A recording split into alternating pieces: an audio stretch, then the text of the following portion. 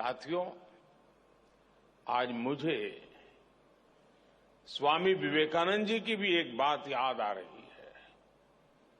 स्वामी विवेकानंद जी ने कहा था कि हर काम को 3 चरणों से गुजरना पड़ता है। पहले लोग उसका उपहास उड़ाते हैं, फिर उसका विरोध करते हैं और फिर उसे स्वीकार कर लेते हैं।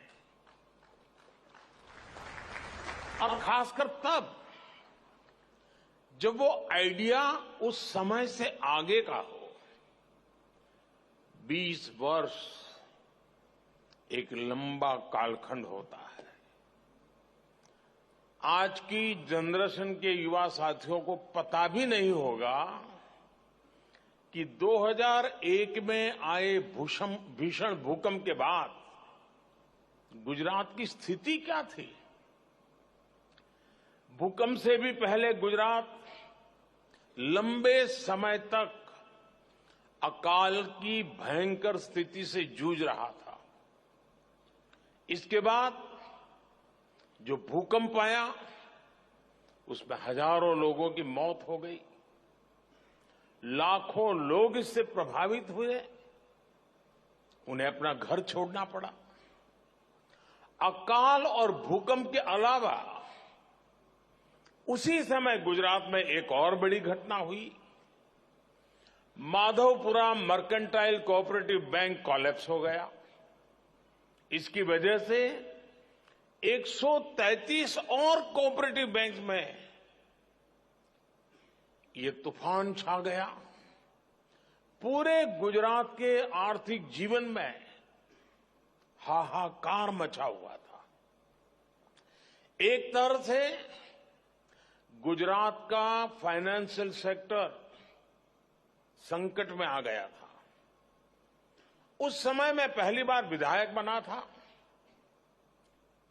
मेरे लिए ये भूमिका भी नई थी।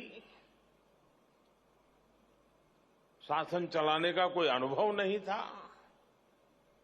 लेकिन चुनौती बहुत बड़ी थी। इस बीच एक और घटना घट गई।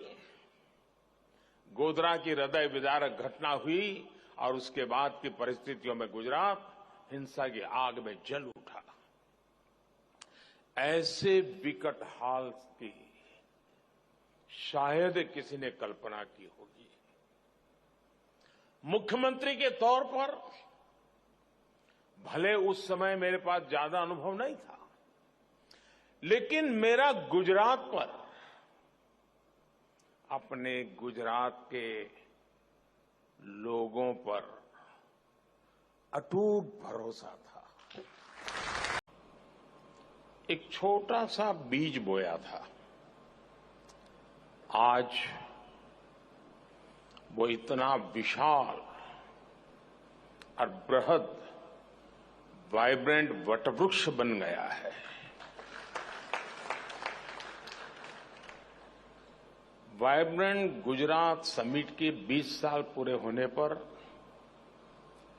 आज आपके बीच आकर मुझे बेहद खुशी हो रही है।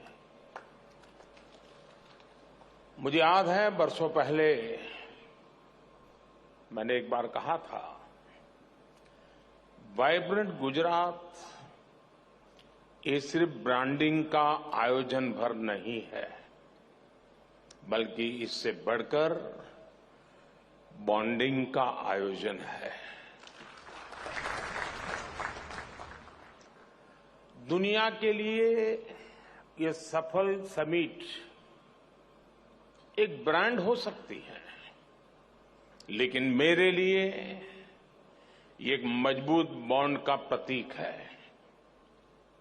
ये वो बॉन्ड है जो मेरे और गुजरात के 7 करोड़ नागरिकों से, उनके सामर्थ्य से जुड़ा हुआ है। जो लोग एजेंडा लेकर चलते हैं, वो उस समय भी घटनाओं का अपने तरीके से एनालिसिस करने में जुटे हुए थे।